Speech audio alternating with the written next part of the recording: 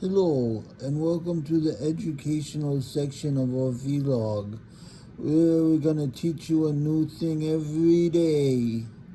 Um, Today we're gonna do a few topics I got prepared for us. I prepare our learning to learn something brand new.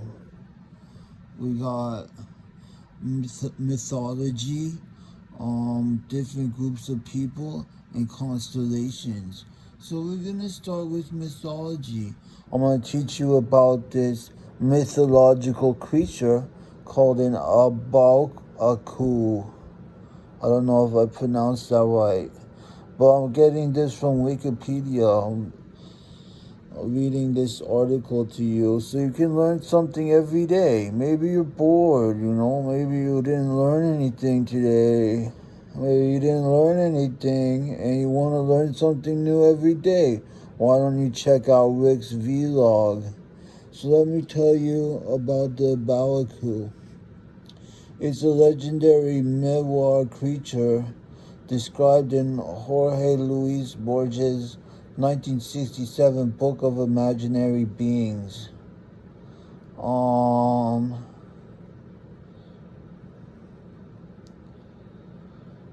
In Borges' story, the Bao A Qu lives on the steps of the Tower of Victor in Chittor, which is in India, from the top of which one can see the loveliest landscape in the world.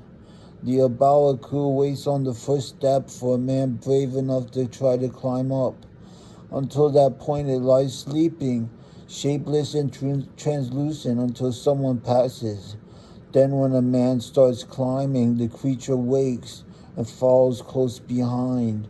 As it progresses further and further up, it begins to become clearer and more colorful. It gives off a blue light which increases as it ascends, but it only reaches perfection when the climber reaches the top and achieves nirvana, so his acts don't cast any shadows.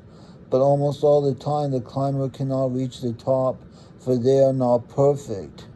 When the Bao A Qu realizes this, it hangs back, losing color and visibility, and tumbles back down the staircase until it reaches the bottom, once more dormant and shapeless. In doing so, it gives a small cry, like this, whee, so soft that it sounds similar to the rustling of silk. When touched, it feels like the fuzz on the skin of a peach. Only once in its everlasting life has the Bao A Qu reached its destination at the top of the tower. So next I'm going to show you a picture of the Bao A Qu I found. I researched this in Google Images.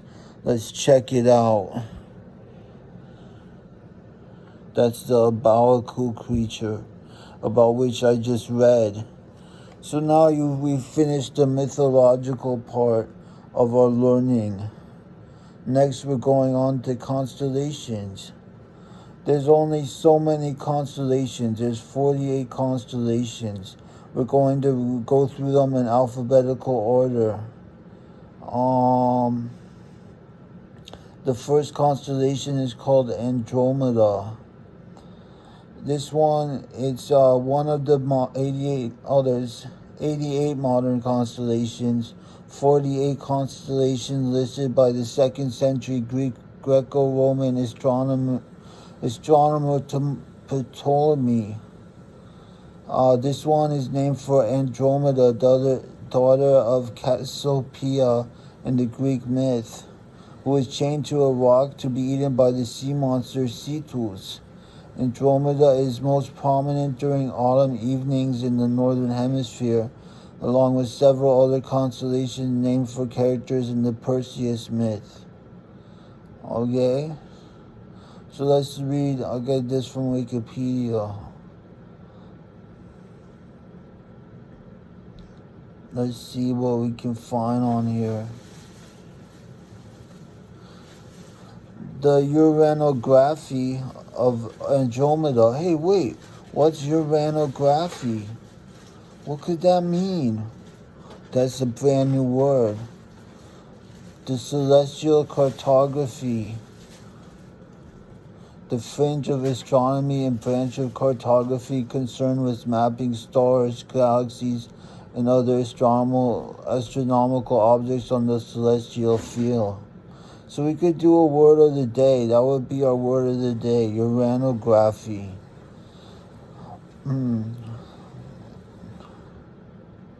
So it has its roots most firmly in the Greek tradition, though a female figure Andromeda's location had appeared earlier in Babylonian astronomy.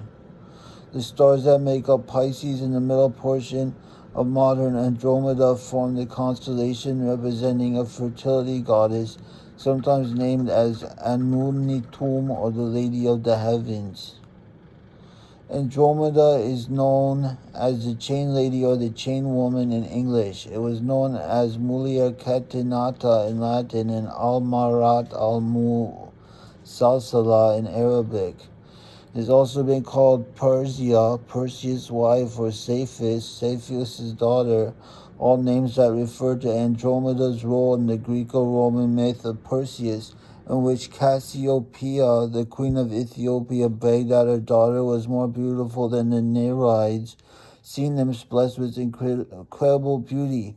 Offended at her remark, the nymphs petitioned Poseidon to punish Cassiopeia for her insolence, which he did by commanding the sea monster Cetus to attack Ethiopia. Andromeda's panicked father Cepheus was told by the Oracle of Ammon that the only way to save his kingdom was to sacrifice his daughter to Cetus. She was chained to a rock by the sea, but was saved by the hero Perseus, who in one version of the story used the head of Medusa to turn the monster into stone. In another version by the Roman poet Ovid, in his Metamorphosis, Perseus slew the monster with his diamond sword. Perseus and Andromeda then married. The myth recounts that the couple had 9 children together, 7 sons and 2 daughters, and founded Mycenae and its Persidae dynasty. After Andromeda's death, Athena placed her in the sky as a constellation to honor her. Several of the neighboring constellations, Perseus, Cassiopeia, Cetus, and Cepheus, also represent characters in the Perseus myth. It is connected with the constellation Pegasus. So now, and another thing, in Chinese astronomy, 9 stars from Andromeda, along with 7 stars from Pisces, form an elliptical constellation called Legs. This constellation either represented the foot of a walking person or a wild boar.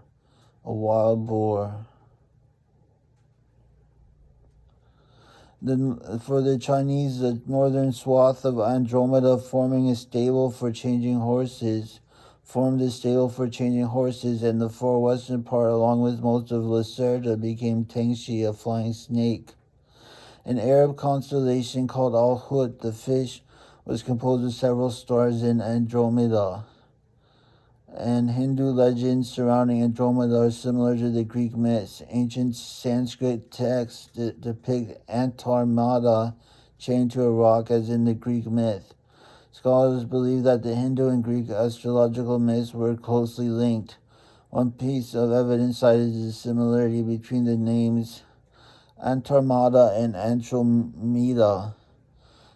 Andromeda is also associated with the Mesopotamian creation story of Tiamat, the goddess of chaos. She bore many demons for her husband Apsu, but eventually decided to destroy them in a war that ended when Marduk killed her.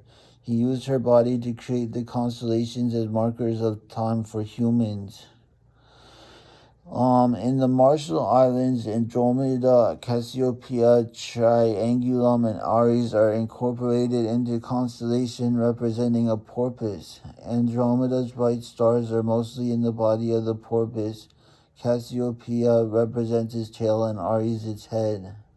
In the Tuamotu Islands, Alpha Andromedae was called Takuro Itetuki Hanga Ruki, meaning star of the wearisome toil, and Beta Amandrida is called Peringa Otatu.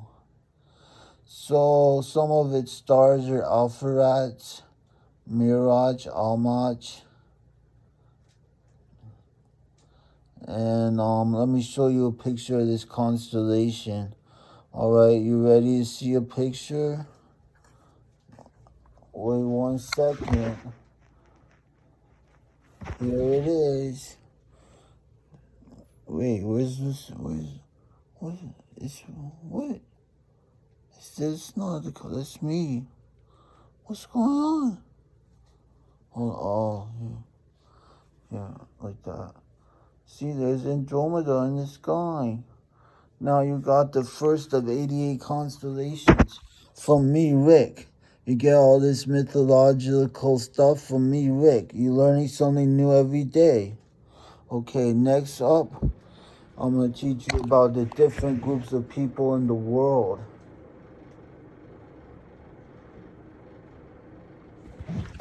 We're going through this one alphabetically too. There's so many different groups of people. The first group of people we're learning about is the Abazins. They are an ethnic group of the Northwest Caucasus closely related to the Abkhaz and Circassian people. They live mostly in Turkey, Egypt, and in Karachay-Cherkessia and Stavropol Krai in the North Caucasus region of Russia. The Tapanta, a branch of the Abaza, lives between the Bezleni and Kabardian princedoms on the upper Kuban, which is a river. The Abazin originally inhabited the Sadzhen region in the western part of Abkhazia and migrated from Abkhazia to Abyssinia in the 14th and 15th centuries. They later migrated to various regions of the former Ottoman Empire in the 18th and 19th centuries. Since the late 18th century, their dominant religion is Sunni Islam. Abaza people speak the Abaza language, a Northwest Caucasian language closely related to Abkhaz and Circassian.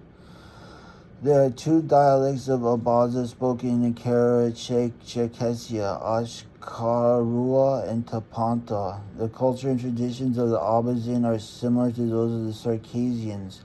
On many old maps, Abazin territory is marked as part of Circassia, Adygia. According to the 2010 Russia census, there were 43,341 Abazins in Russia. So I want to show you their flag. They have a cool looking flag. Gotta wait for it to come up. Well, first let me show you an Abazin person. I think this is Abazin. He's this friendly Abazin man. That's interesting. I think he might be Abkhaz. If you type in Abazin people, sometimes they come up with Abkhaz people because they're closely related. Let me see if I can find their flag for you. Hold on. Wait a second. No, not that one. Yeah, it doesn't want to load, but you know what? I'll just zoom into it. Here it is. Here's their cool looking flag. Look at that. It's a hand with 7 stars. That's a cool flag. And so that concludes our first educational series. Mythology, constellations, and groups of people. And you got a word of the day too. And then I'm going to add more words of the day next time. And then I'm going to add some history in there. And if you watch this every day, you'll get smarter and smarter, just like me.